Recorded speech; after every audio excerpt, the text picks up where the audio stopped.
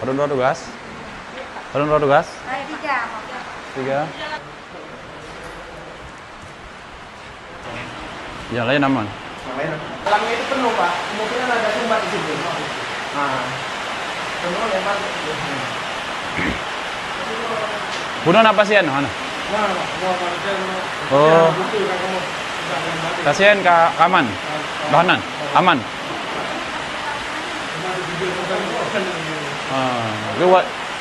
Kawaknya pasien nó cái video yang wate tengok JI ya. Tengok kan?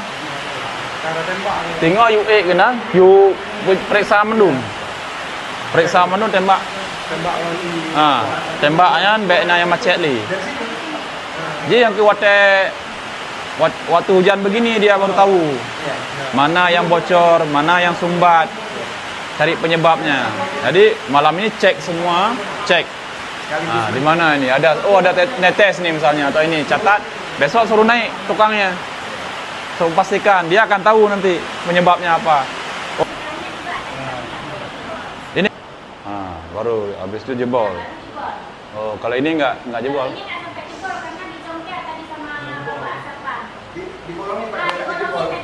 Oh, ini. Berarti ini juga nggak bisa lagi. Berarti kendala kamar cuman itu aja ya? Atas ya? Hah? Berarti nyo medun mana? Benong ke medun, kemudian di salurannya itu medun.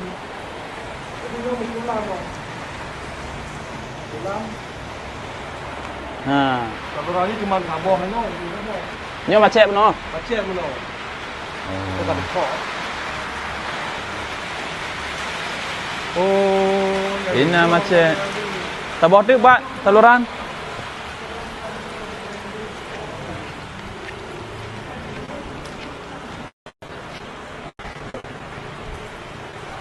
Yo.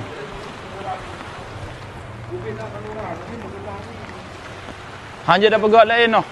Tengah buah kamu bobok lompat dulu 3 Gam padum boh tu. Ya. Baik lagi nyo cuma 2 boh.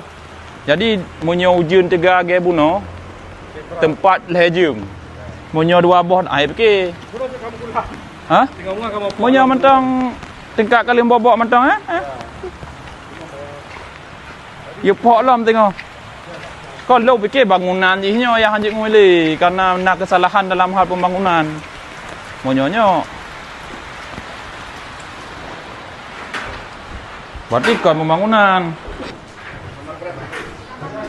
Bangunannya bagus.